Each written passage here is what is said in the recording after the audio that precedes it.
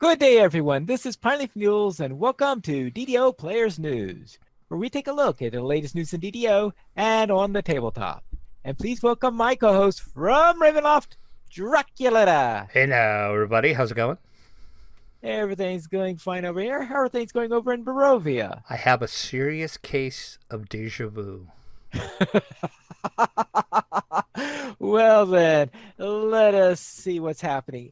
Apparently, it must be because they have released another update, and it is going to eclipse your favorite. That's right. Ravenloft is not the new anymore. We're now talking about the Disciples of Rage. And I have to say it like that because I picture a little guy throwing up devil horns over metal music. Disciples of Rage. I don't know I why. thought you, I thought it's because you were in a rage that you're no longer the most recent. True, that is pretty. It is kind of sad to me that Ravenloft is now the old. But, what are you going to do? That's right. New update 38 is here. Disciples of Rage. The story behind it is the beacon that looms over Stormreach's harbor is known as the Emperor. For as long as humanoids has lived there, the Emperor has stood and the beacon it holds has shone brightly both night and day. Meanwhile, a faction of the Cult of the Dragon below is plotting. This new adventure pack is available free to VIPs and, of course, is available in the DDO store. You can find the new PC for the quest in House Jarasco in Eberron, which House Jarasco is the new It place. Everything is going on in Jarasco now, it seems like. Yes. First, we have the trip to Ravenloft from there. Now we have this coming in there. I mean, what's going to be there next? Is House Jurassic. It's going to be the center of all Stormreach at this rate. It's slowly getting that way. But that's not all, Pineleaf. It's not all? There's more to Update 38. Besides the new dungeons, we have a lot of changes that came in with 38. Of course, the biggie are the Artificer and the Druid changes. There is a ton of changes to the Artificer. Go look at the notes to see what was changed.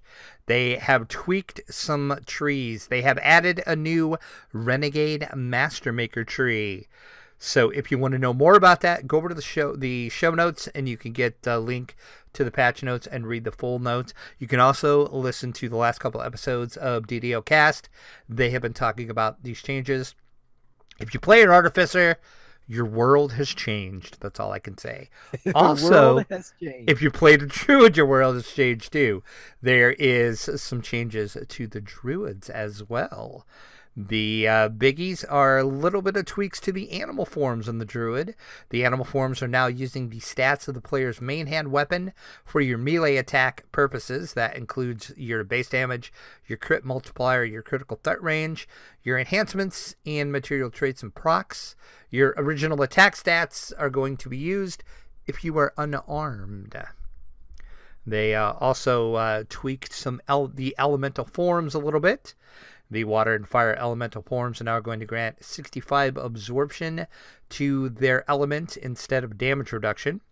And you're also going to get 15% vulnerability to the opposite elements, and the bonus is not going to stack with fire shields and fire energy sheaths. And there's a new feat that you're going to get if you use elemental forms. That is Veiled Elements. It's going to be auto-granted to the Druid at level 13. And this is going to be a toggle that will hide the base skin texture visuals of your elemental forms. Also, some spell changes have taken place, some pet changes. The biggest changes, I think, to the Druid with the pets are the Druid is no longer going to suffer the hit point or the spell point penalties when the animal companions are killed. Yay! Thankfully. And it's also true for the Artificer. Yay! Yes. So, yes, that is the biggie. And also, with that, Druids are now going to gain 3 charges of your revived pet per your rest instead of the 1 that you used to get. So, yay for that. And, of course, the Druid enhancement trees have been updated, much like the Artificer. Not going to go over those. There is a ton of that information. Once again, head over to the show notes. You can get the link to the full release notes. Read all about that, and also listen to the past couple episodes of DDO Cast. They have talked about it there as well. My artificer is happy. I'm sure. I'm sure it is. Your monk, probably not so much. Oh, not so much. Monks, we hardly knew ya. Yeah, the monk nerf has also gotten here. The big thing in the monk nerf is the Henshin Mystic. The core melee power has been adjusted from 10, 10, 10, 10, 10, 25 to 3, 3, 3, 3, 3, 15. Cue taps playing for all of our monk brethren. Yeah, poor monks. Poor monks. Also, Epic Destinies got a little changes. You can read about those as well. There's some new filigrees that are going to be available. Of course, filigrees are for the new sentient weapons. And this is the first time a filigree is going to drop in a non-Ravenloft quest. You're going to be able to get the new filigrees in the new adventure pack, Disciples of Rage. It's also going to be available to the DDO store and will be free to VIPs. And then there's quite a bit more. Like I said, you can go read the full patch notes to get all of it. There's just a ton. Another big thing they fixed that I think everybody is happy about.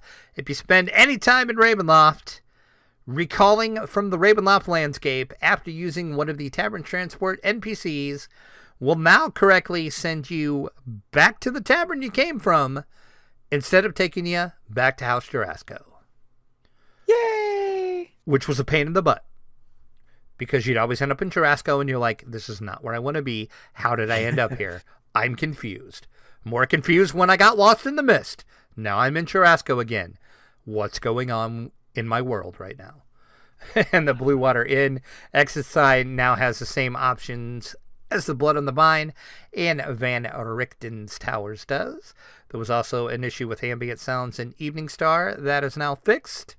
Heroic Amber Temple items will now properly have a chance to appear with Reaper effects. And the Heroic Mad Tea Party items now properly have a chance to appear with Reaper effects as well. But Legendary Death Health items will now no longer appear with multiple Reaper effects. I'm sure there's some people sad about that. And then the ASMR Protector and Fallen Ascended bonds no longer stop working after you die, which is a good thing. And the other big thing is if your characters have one or more druid levels, you are going to receive a +3 Heart of Wood in your inventory the next time you log in. So you can make your changes and play with the new druid enhancements and make your changes for free with your +3 Heart of Wood. And also, this is something I don't understand, and I was trying to figure out exactly what this meant, so I'm not sure what this means. Hopefully somebody knows. But DirectX Install has been added to the Repair tab. Huh? DirectX is normally installed automatically when you install the game. So I guess maybe if for some reason you deleted your DirectX installer and you need to reinstall it, you can now do it from the Repair tab. That was a new one on me because I'm like, okay. Fine, whatever. But that's the quick overall view of Update 38. The big thing to Update 38 is the Druid and the Artificer enhancement trees and changes. So that's what you want to go look at. Because if we would talk about them, we would be here all night and then some. Then let's head into a little bit of bad news, and I'm not talking about the nerf of the... I'm going to say, we already talked about the monk nerf. What else is bad? Apparently, we are having some trouble with our illusory larceners. Yeah, they kind of broke Memoirs of Illusionary Larcener. Could have been posted over on the forums. We have temporarily closed the quest Memoirs of Illusionary Larcener due to a bug that can prevent quest completion. We will let you know when the quest reopens. Later on in the thread, Somebody asked, which bug? And then Cordovan says, an issue cropped up as a halo of some of the changes we made in other parts of Update 38, where players were essentially falling through the physics, because this quest operates differently from other DDO quests, in that rather than you teleporting to the different places, the places teleport to you. Well, that's weird. That is weird. That whole quest is weird, actually. But yeah, that is it. If you're not familiar with that quest, it's part of Gnomework. That's the one where your party stands in the circle, and then you think you're being teleported to a different area, but in reality, it sounds like the area is being teleported to you.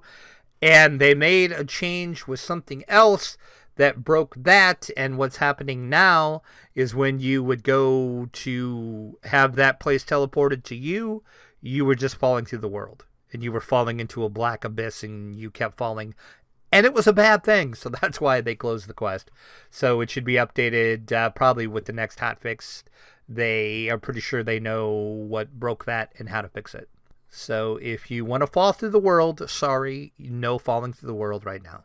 No falling through the world is possible. Illusionary Larcener is now closed, but it will reopen soon, trademark. Now, I have a feeling then that means that the world was solid was nothing but an illusion. See, I'm trying to think. See, I could start talking about quantum physics and yeah, no. Let's just move on. Let us move on there. Let's head to DDO Chronicle issue 279, where we apparently have the Disciples of Rage on the top picture. You know, we called it last week. We said this is going to be the final week for Chronicle headers with Ravenloft. And here we are. Poor Ravenloft. We hardly knew ya. See, it used to be the new shiny, and now it's just the old neglected red-headed stepchild. The red-headed stepchild. Nobody wants it anymore. Now it's all about this Disciples of Rage. You're in a rage about that, I guess. I am. Jeez. In our community spotlights of our Chronicle this week, Forgettable NPC, which I forgot who he was, has created a useful set of tips and tricks for Cannith crafting. So if you want to craft, go find some tips and tricks, and then question why in the world you're wanting to craft in the first place. Ooh, did I say that out loud? Well, I will have to admit that I've attempted it a couple of times, and I'm wondering, all right, and I've tried. What have I achieved so far? So far, I have managed to get a couple of items that are ready to receive enchantments. Yeah, see, I've tried. I did. I gave it the old college try, but it's too much work and too much of a grind. But then I see all this cool stuff you can craft, and I'm like, man, I really got to do this because you can really make some good stuff. But then I start to do it again, and then I'm like, this is too much of a grind, so I don't know.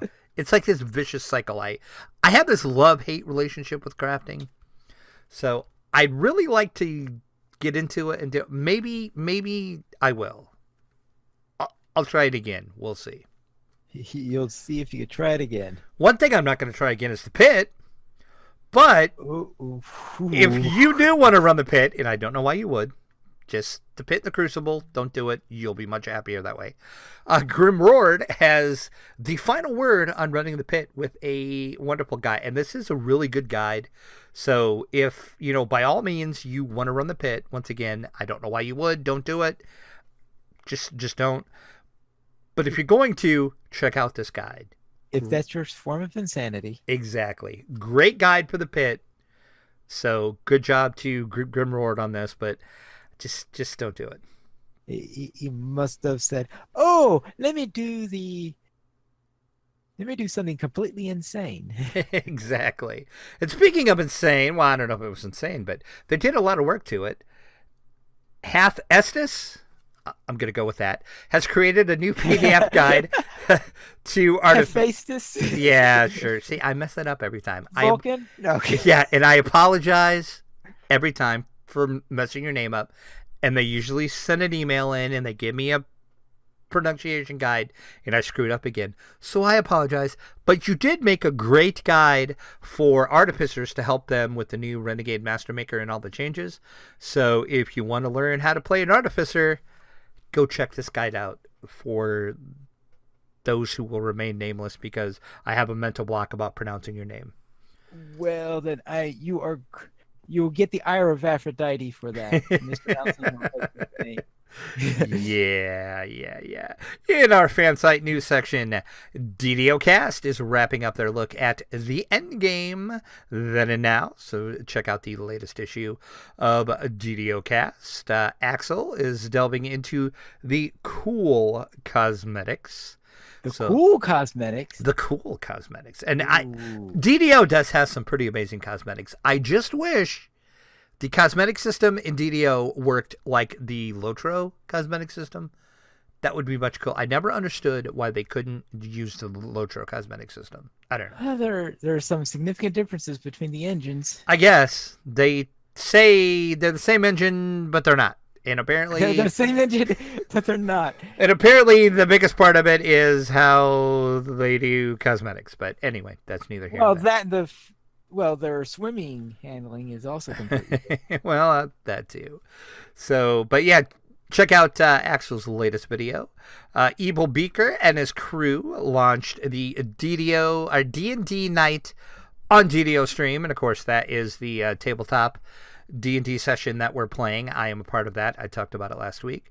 You can check out the first episode now over on YouTube, so check that out.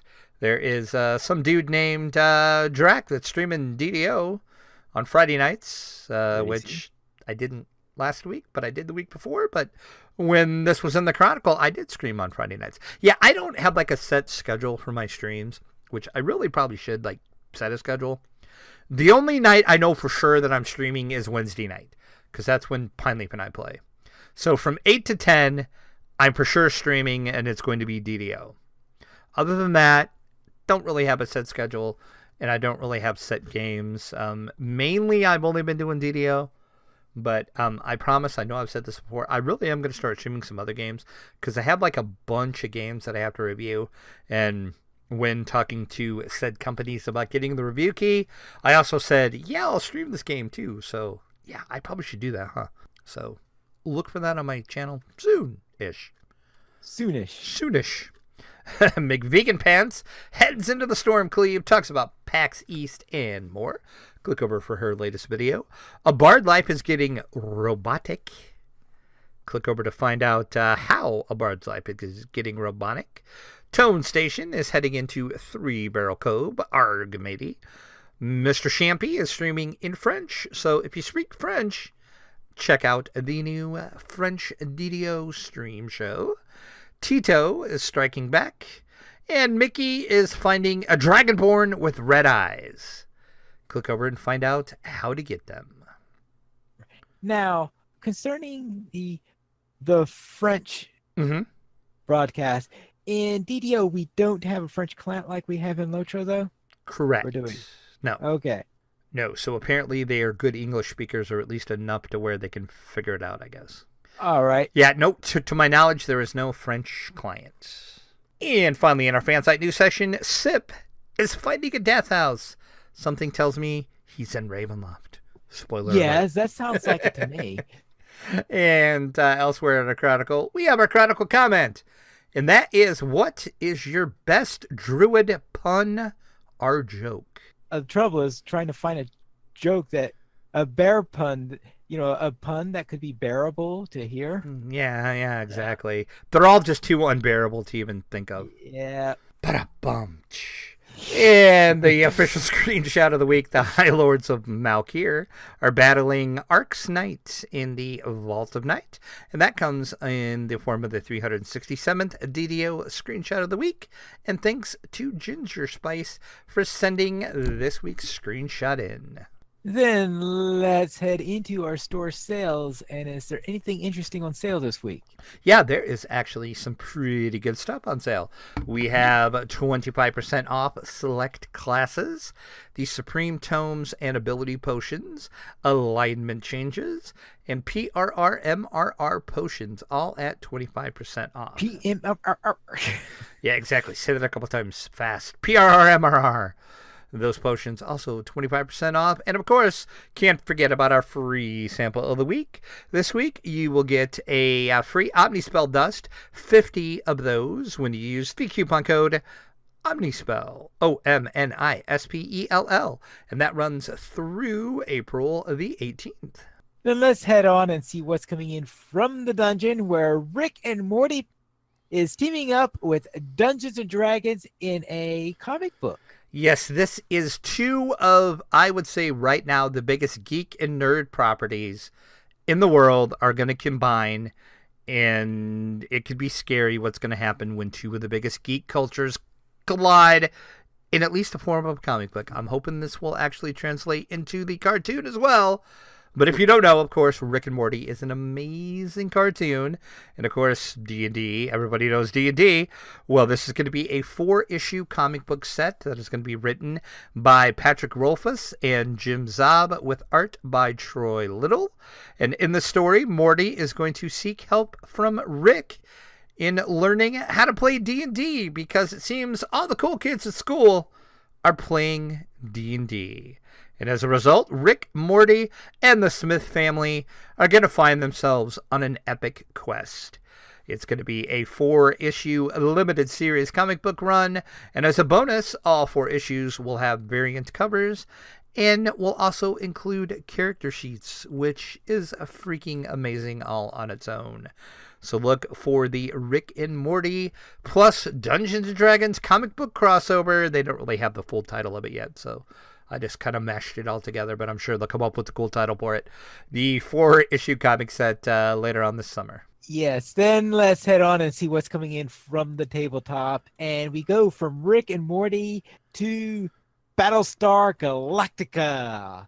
We're going to have some miniature battles in these. Yes, we are. This is coming to us from Ares Games, and they are going to publish and distribute this worldwide. It is going to be a Starship Combat miniature game, of course. Oh, what a shock. Yeah, exactly. It's right in the title. Who would ever have guessed? It is, of course, based on the Battlestar Galactica TV series.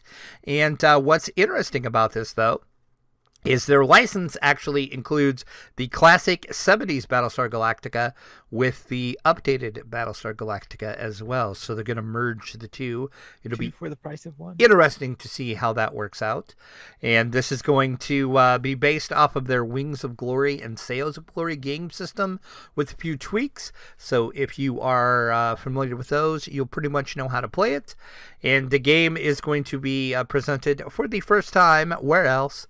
At Gen Con, and the full release date for the game has not been announced yet, but if you happen to be at Gen Con, you'll be able to play it and demo it, which I hope to do, and I hope to get an interview with them about this as well. I have already sent them an email to see if they are taking interview schedules at their booth yet, because most of the game companies prefer you schedule interviews than just show up, but we'll see what happens. If not, guess what? I'm just going to show up.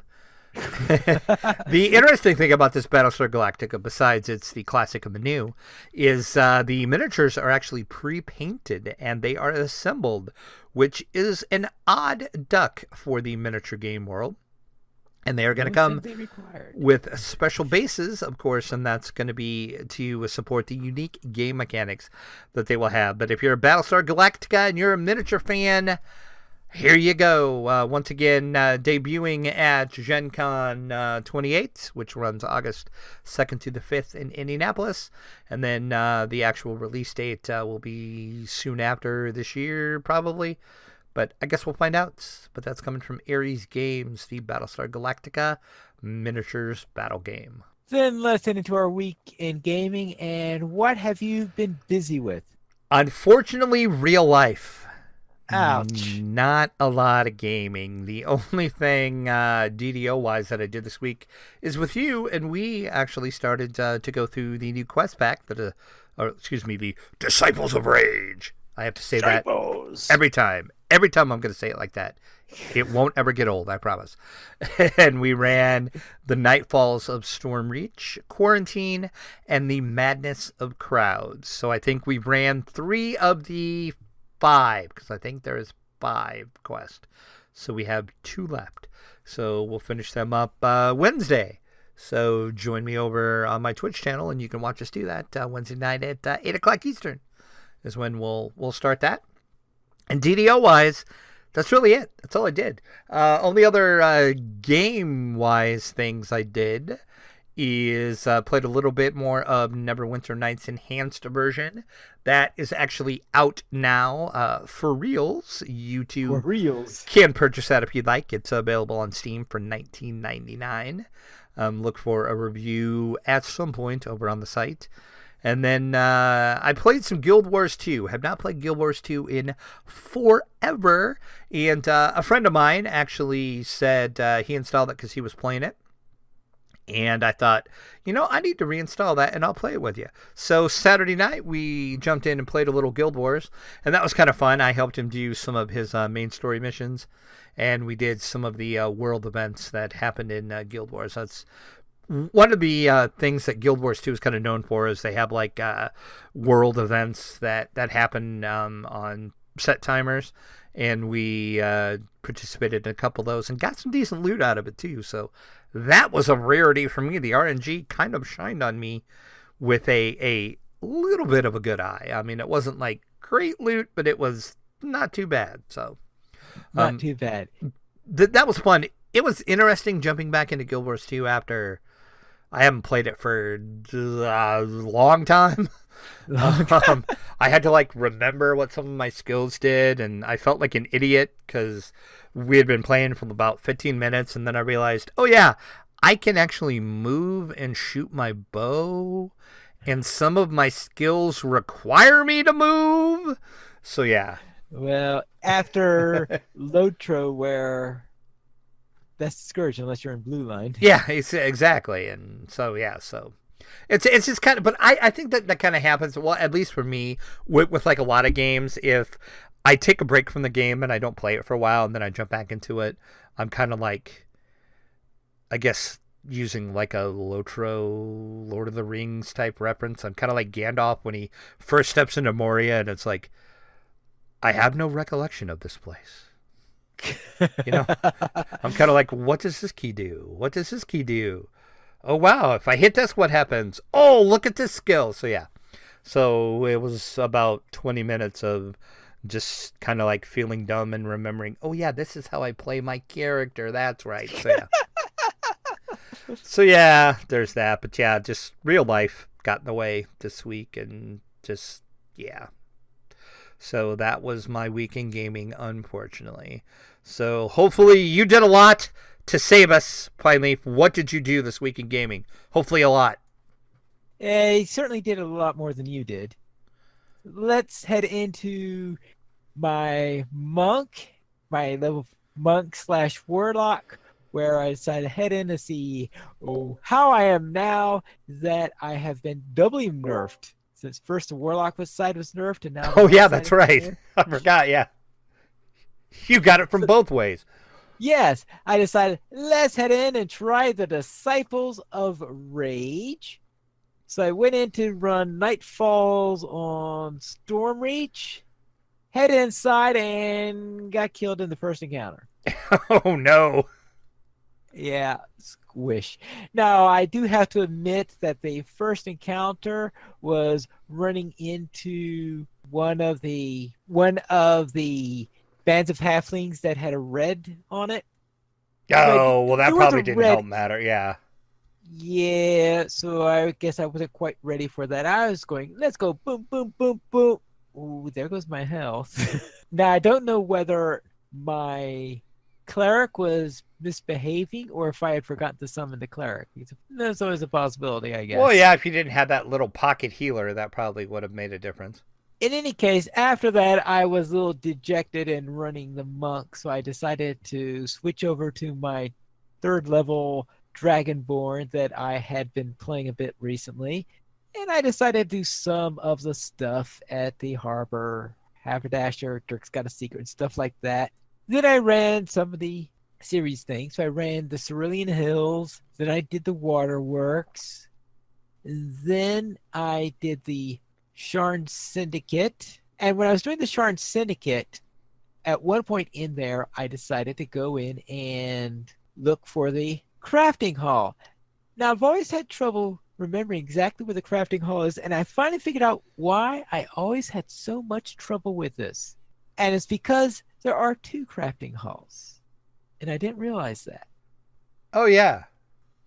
And so therefore, whenever I go to a house, but I always think of House Caneth when I think of the crafting hall because they call it Caneth Crafting, right? Right. So, Well, yeah. so it's House Caneth. So I go to House Caneth and I go to the location where it's located in House Kandurek.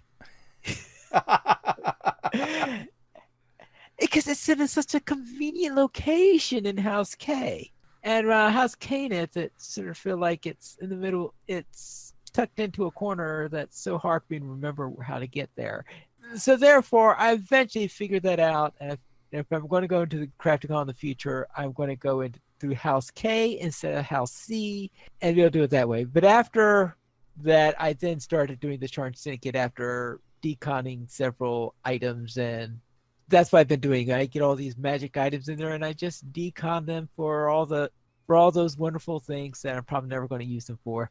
They ran the Sharn Syndicate, did that all the way through, and then I headed into the marketplace to do a couple of regular items in there. So I did the Missing in Action Sucking Sewer, and after that I reached level 5. Then I decided, I need to get some rep with the Coin Lords so I can get my 4th bag. So I thought, let's go into the steam tunnels.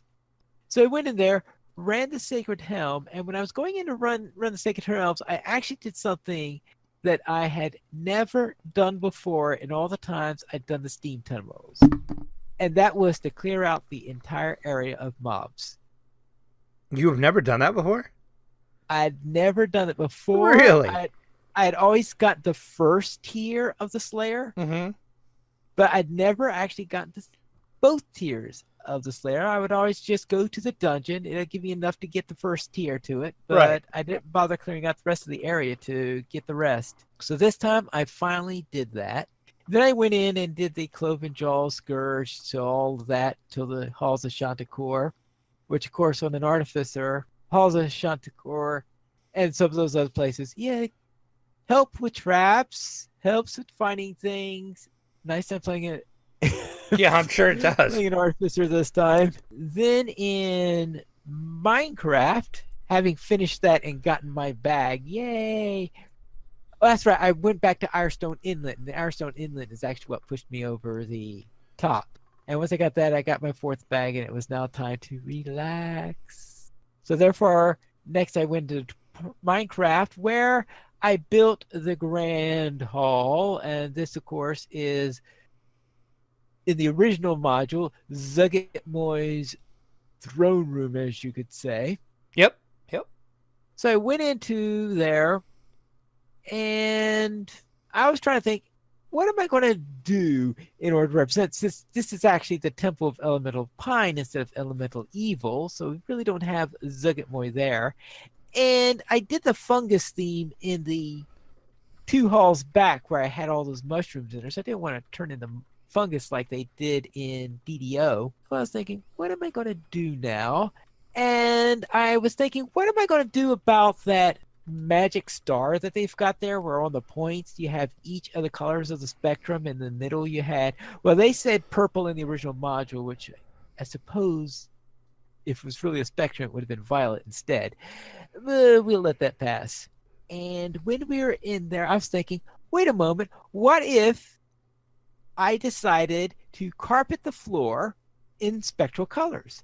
So therefore I had next to the throne, I had it in purple, then I went to blue, then I went to cyan, then I went to green, then yellow, orange, red. So yes, I turned Zuggtmoy's chamber, private hall into a rainbow. Wow. Or at least the floor. I don't even know what to say about that. I'm sure Zuggedmoy doesn't even know what to say about that. Well, that's why she never comes to the Temple of Elemental Time. Zuggedmoy and rainbows, huh? Yep. So therefore, yes, Zuggedmoy, you're not going to recognize your home anymore. No, I'm sure she stays far, far away now. I used to like that temple, but not with all these rainbows. Not with all this rainbow and all the spruce I've been putting in there. I'm sure that hasn't been making her happy either. Probably not. So therefore, she might like the mushroom room, but outside of that, yeah, it's not exactly what you call Zuggedmoy friendly. The Temple of Elemental Pine has a bit too much light, I think, for her taste. That still cracks me up every time. The Temple of Elemental Pine. That is amazing. Yes.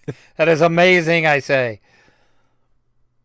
Then, in tabletop, I did complete the April game for Pandemic Legacy Season 2, where I managed to win it, which is to make up for the double defeats that I had in March. And then I decided to play Aeon's End, where I was playing against the Crooked Mask for the solo marathon series that is being run on Board Game Geek. And I actually managed to beat the Crooked Mask in one try, which is pretty unusual for me. Usually it takes me a couple of attempts, and a couple of times I say, oh boy, I'll never get this. But I managed to get the Crooked Mask pretty quickly.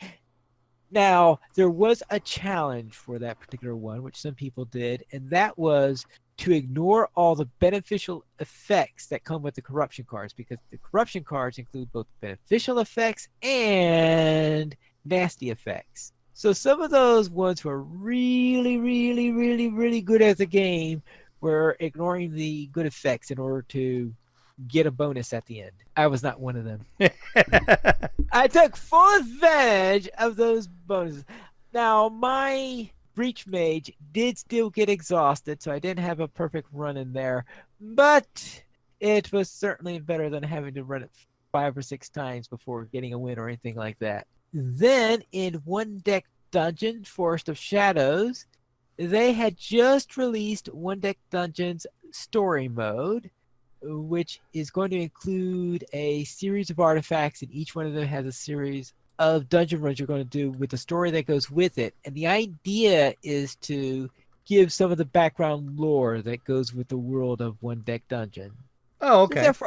So I was learning a little bit of the lore in there, and during that, in order to unveil each step, what you do is you run a dungeon and see how well you do. Now, the first one is I was to go choose any dungeon I wanted, but I had to exile 2 of the heroic dice. The black dice, I don't know if you're familiar with the One Deck Dungeon. Mm-hmm, yep. Yeah, okay. So I had to start the game with 2 of the black dice removed from the game. And I decided to go where I was on my campaign character at the time and managed to win and defeat the Poison Golem. So I had enough from the campaign, I guess, boost from that in order to have not too much trouble with it. Then the next one, it says, all right, now go against a level 2 dungeon. Boy, I really wish they asked me to... Oh, I did. Oh, the previous one they expect you to do with the level 1 dungeon. I went against a level 2. Okay, now you tell me. So go against a level 2 or higher dungeon with 3 dice exiled. So I went against the Corrupted Tree, and the Corrupted Tree ripped me to pieces. Oh, jeez. Rip. I didn't even get near the boss. Yeah, One Deck Dungeon is really freaking hard. Yeah. So I decided, all right. I decided to go back to a level 2 one that I had beaten before it, and I don't mean the Poison Golem, but the Phoenix, which is because it's technically a level 2 one that comes with it. So I went in there, went against the Phoenix, and yeah, good time against the Phoenix. Managed to punch that bird in the face again. Nice. So that took care of that, but that means that the next one I have to do has to be against a level 3 dungeon with 4 dice exiled. So therefore, that's going to be a tough one to do. I have a feeling that's half likely that before the next artifact I get comes, that before I finish this, the next artifact will be ready to play. And if that's the case, I may jump to the next artifact before finishing off this artifact. We'll see how that works out. And that summarizes my week. We currently have 17 supporters on Patreon. If you'd like to help support DDO players, simply go to the donations page where you can support the Players Alliance on Patreon. There you'll find rewards, including a mention on the podcast of your choice, or you can be a guest with us for an episode of DDO Players News. We did not receive any emails this week, but if you'd like to send us one, you can send it to podcast@ddoplayers.com. You can also follow us on Twitter at the Players Alliance at Players Ally, DDO Players at DDO Players, Dracula at Dracula_72, Pineleaf at Pineleaf Needles. And you can also follow Drac at Twitch at Draculetta_72. I know, what a coincidence. Okay, do you want to know the story behind the _72 thing? I suppose. I'm a little curious on this. On Twitter, the _72 came because somebody stole the at Draculetta on Twitter. They have never tweeted once. They don't use it for anything, but yet they have the Twitter handle. So that's why. Oh, rude. Exactly. So that's why I did the at _72. I think you're going to say that 71 people beat you to it. Yeah, well, maybe. I don't know. No, that's just, well, that's TMI. That was the year I was born. But I just dated myself now. And then on Twitch, the reason is when I originally created, I just made up a new word. Let's try that again. When I created my original Twitch name just to watch people on Twitch, I didn't think I would ever stream. I did actually manage to get Draculetta, but unfortunately, that was back when Twitch was owned by Justin TV. Uh-oh. So my account is so old that when Amazon bought Twitch and separated them out from the Justin TV, I can't stream on the Draculetta because I never set it up to stream before Amazon bought out Justin TV. Okay. So therefore, I had to create a new one to stream with. So that's why the _72. I mean, I like wrote support, and I'm like, there's no way you can do anything. And they're like, no, because of the way the back end worked and the way it worked then, it works different now, and you can't. So if you had set it up previously, you were fine. You could use your old accounts to stream with, but I never set it up to stream because I had never had plans to stream. So yeah. So there you go. That's the story of the _72s. Right. That anyone probably didn't care about, but now you know. And knowing is half the battle. G.I. Joe. Then let's go into our final thoughts. The Players Alliance has 4 shows. Every Monday at 8:30 p.m. Eastern Time, we have DDO Players News. Every Saturday at 8:30 p.m. Eastern Time, we have Lucha Players News. Every other Thursday at 9:30 p.m. U.S. Eastern Time, we have XP Quest. And on the first Tuesday of each month at 9:30 p.m. U.S. Eastern Time, we have Chromatic Bits. You can join us for our live shows at ddoplayers.com/live.